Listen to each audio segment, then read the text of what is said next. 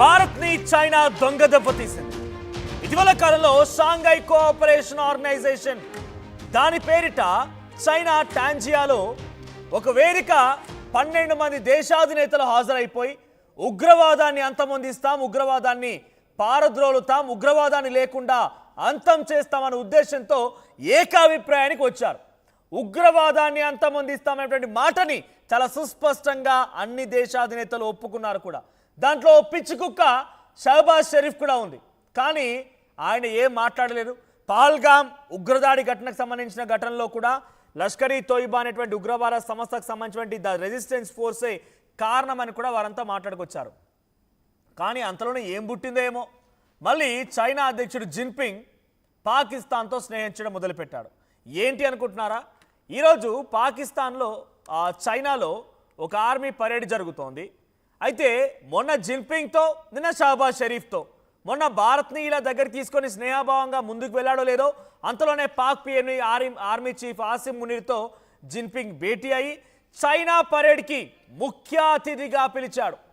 షహబాజ్ షరీఫ్ని, ఆసిం మునీర్ని చైనా పరేడ్కి ప్రత్యేక ఆహ్వానితుడిగా పిలిచాడు. ట్రంప్తో విభేదాల తర్వాత భారత్ చైనా దగ్గరవుతుంది అని చెప్పి అనుకున్న లోపే మనం చైనాని గుడ్డిగా నమ్మొద్దంటూ కూడా చాలాసార్లు మాట్లాడుకున్నాం. మనకు కళ్ళు మూసుకొనైనా నమ్మేటువంటి ఏకైక మిత్రుడు రష్యా మాత్రమే.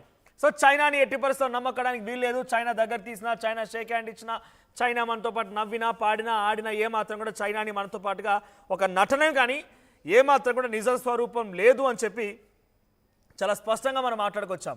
అంతలోనే మీరు గమనించండి, షాంఘై కోఆపరేషన్ ఆర్గనైజేషన్ పేరిట చైనా టాంజియాలో ఒక మీటింగ్ జరిగిందో లేదో, ఆ మీటింగ్ సంబంధించి అక్కడ ఏర్పాట్లు ఏ రకంగా జరిగే, ఏర్పాట్లకు సంబంధించి ఆ డిసెంబ్లింగ్ జరిగిందో లేదో, అంతలోనే పాకిస్తాన్ పిలుస్తాడా?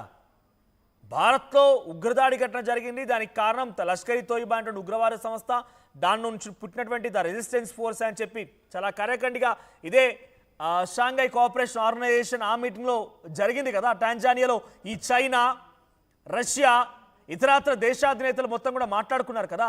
మరి ఆ దుర్మార్గులకే, ఆ దుష్టులకే, ఆ నీచ్ కమిన్ కుత్తేగాలకే, మళ్ళకే దొంగలకు తాళాలు ఇవ్వడం అంటే ఇది కాదా?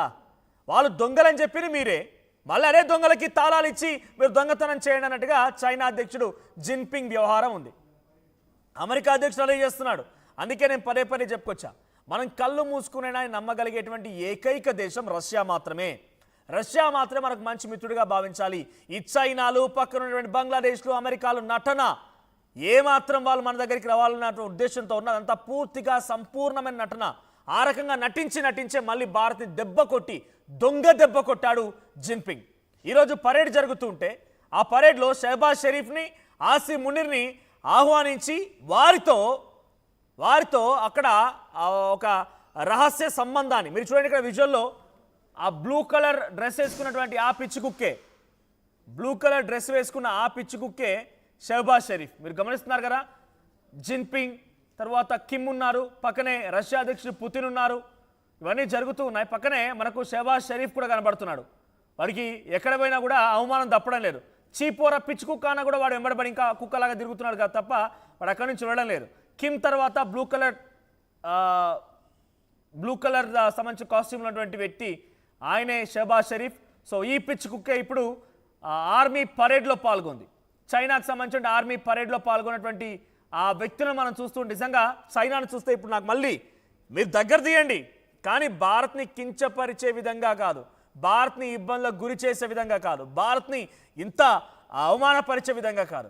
మీరు పాకిస్తాన్ని సంకలో పెట్టుకుంటారా, సంకలో పిల్లగా మోస్తారా, పాము పోయించినట్టుగా పాముకి పాలు పోసి పెంచినట్టుగా ఆ విషపు నాగుని మీరు పాలు పోసి పెంచుకుంటారా, మీ ఇష్టం అది. కానీ భారత్ని అవమానపరిచే విధంగా ఉంటే డెఫినెట్గా ఎవడైనా కూడా దుర్మార్గుడే. సో ప్రస్తుతానికి ఈ అంశం పైన మా ఏపీ ఇన్ఫ్యూటేటర్ కృష్ణమోహన్ కూడా మరింత అనాలిసిస్ చేయబోతున్నారు.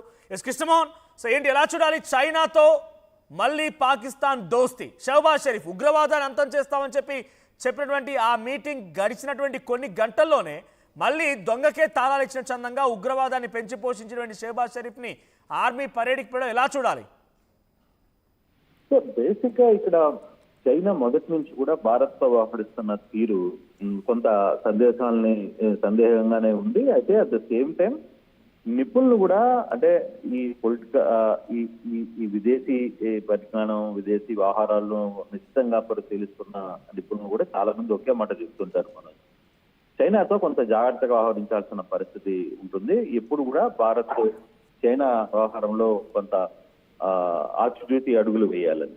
ఎందుకంటే నిన్న మొన్న 2 రోజుల ముందు మోడీ పుతిన్ తర్వాత at the same time China అధ్యక్షుడు జిన్పింగ్ అందరూ కూడా కలిసి మాట్లాడిన పరిస్థితి మనం చూసాం. అదే టైంలో అక్కడ పాకిస్తాన్ ప్రధానమంత్రికి కూడా లెక్క చేయకుండా వీళ్ళ ముగ్గురు అంటే భారత్ ప్రధాని ఏ విధంగా వ్యవహరించారు, అక్కడ రష్యన్ పుతిన్ ఏ విధంగా వ్యవహరించారు, అలాగే జిన్పింగ్ ఏ విధంగా వ్యవహరించారు అనేది చాలా క్లారిటీగా అర్థమైంది. అట్ ద సేమ్ టైం ఆ రోజు కూడా చాలా క్లియర్ గా టెర్రరిజం మీద కలిసి పోరాడాల్సిన సమయం ఆసన్నమైంది అనేది 3 దేశాలు కూడా మాట్లాడుకున్న పరిస్థితి. కానీ ఇవాళ పాక్ పిఎం ని ఆర్మీ చీఫ్ మునీర్ తో జిన్పింగ్ భేటీ కావడం, తర్వాత ఆ చైనా పరేడ్ కి షరీఫ్ ని అలాగే అసిమ్ మునీర్ ని చైనాకు ఆహ్వానం చేయడం, ఇవన్నీ చూసిన తర్వాత అంటే ఇది ముందుగానే భారత్ కూడా సమాచారం ఉంది భారత్ కి దీనికి వాళ్ళు పాల్గొనబోతున్నారని. కానీ ఏదైనా చైనా వ్యవహారంలో కొంత జాగ్రత్తగా ఉండాలి అనేది పర్టికులర్ గా కూడా కొంతమంది ఎప్పుడు మనల్ని అలర్ట్ చేస్తూ ఉంటారు. భారతదేశం కూడా చైనా వ్యవహారంలో కొంత అలర్ట్ గానే ఉంటుంది. బట్ అట్ సేమ్ టైం నిన్న మొన్న జరిగిన అయితే ఒకటి మాత్రం ప్రపంచ దేశాలందరికీ కొంత అర్థమైంది ఏంటంటే భారత్ రష్యా మధ్య ఉన్న అవినాభావ సంబంధం కావచ్చు, గత కొంతకాలంగా కొన్ని సంవత్సరాలుగా ఇద్దరిది 2 దేశాల మధ్య ఉన్న ఐక్యత కావచ్చు, వీటిల్లో ఎవరు కూడా ఏలు పెట్టలేరు. ఈవెన్ ట్రంప్ లాంటి వ్యక్తులు కూడా ఏమీ చేయలేరు అనేది మరోసారి రుజువైనప్పటికీ, కానీ చైనాతో సత్సంబంధాలు కొనసాగించాలనే మనకి ఉంది, వాళ్ళకి ఉంది. కాకపోతే చైనా అంతర్గతంగా చేస్తున్న కొన్ని కుట్రలు లేకపోతే పాకిస్తాన్ వ్యవహరిస్తున్న తీరు పట్ల మాత్రం భారత్ ఎప్పటికప్పుడు అలర్ట్గానే ఉంది. భారత్ ఆ దిశగా ముందుకు అడుగులు వేస్తూనే మనకి కనబడుతుంది. బట్ నిన్న ఈ చైనా పరేడ్ కి ఈ అసిమ్ మునీర్ కావచ్చు లేకపోతే షరీఫ్ వీళ్ళందరూ హాజరు కావడాన్ని అయితే ముందు రోజు జరిగిన పరిస్థితులు మనం చూసుకుంటే చైనా మనతో మాట్లాడినా రష్యా ముగ్గురు మాట్లాడుకున్న సందర్భంలో చూసిన పరిస్థితులకి తర్వాత మళ్ళీ వెంటనే చైనాకి సపరేట్ గా ఆహ్వానం పంపించి వాళ్ళని ఈ పెరేడ్ కి పిలవడం కావచ్చు, వీటన్నిటిని కానీ ఒకసారి కానీ చూసుకుంటే కొంత చైనా వ్యవహరిస్తున్న తీరు కొంత అంటే మనం పాకిస్తాన్ తో గొడవలు పడమనో లేకపోతే పాకిస్తాన్ తో విడిపోమనో లేకపోతే ఇంకోటి చేయమనో మనమేం చెప్పట్లేదు. భారత్ కూడా చాలా క్లియర్ గా ఎవరి విదేశాంగ వ్యవహారాలు కొన్ని ఉంటాయి, తర్వాత అక్కడున్న ఇరు దేశాల మధ్య ఒప్పందాలు కొన్ని ఉంటాయి, కాకపోతే బిజినెస్ పరంగా వాణిజ్య పరంగా కొన్ని అంశాలు ఉంటాయి. వీటిని ఎప్పటికప్పుడు బేరీజ్ చేసుకుంటారు. కానీ బ్యాక్ ఎండ్ లో మళ్ళీ పాకిస్తాన్ ని రెచ్చగొట్టే ప్రయత్నం చైనా చేయకూడదు అనేది మనం క్లారిటీగా చెప్తున్నాం.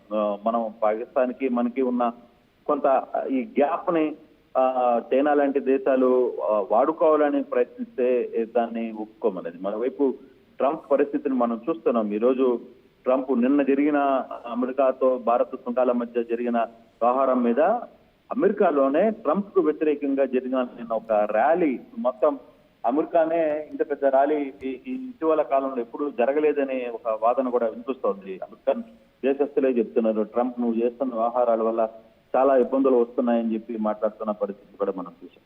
కానీ ఏదేమైనా కొంత దెబ్బతీసే దొంగ దెబ్బతీయాలనుకుంటే చైనాకి కూడా కొంత గుణపాఠం తప్పదు. బట్ కాకపోతే ఆచితూచి అడుగులు వేయాల్సిన పరిస్థితులు కొన్ని ఉంటాయి విదేశాంగ వ్యవహారాల్లో కొంత. కాకపోతే ఇప్పుడు చైనా పాకిస్తాన్ ని మరోసారి ప్రేరేపించే విధంగా లేకపోతే వాళ్ళని ఎంకరేజ్ చేసే విధంగా కానీ వ్యవహరిస్తే మాత్రం మరోసారి పాకిస్తాన్ కి సరైన గుణపాఠం తప్పదనేది భావిస్తున్నారు. At the same time Pakistan China మధ్య జరుగుతున్న ఒప్పందాలు లేదు వాళ్ళిద్దరి మధ్య ఉన్న ఇంటర్నల్ కమిట్మెంట్స్ వ్యవహారాలన్నింటి కూడా భారత్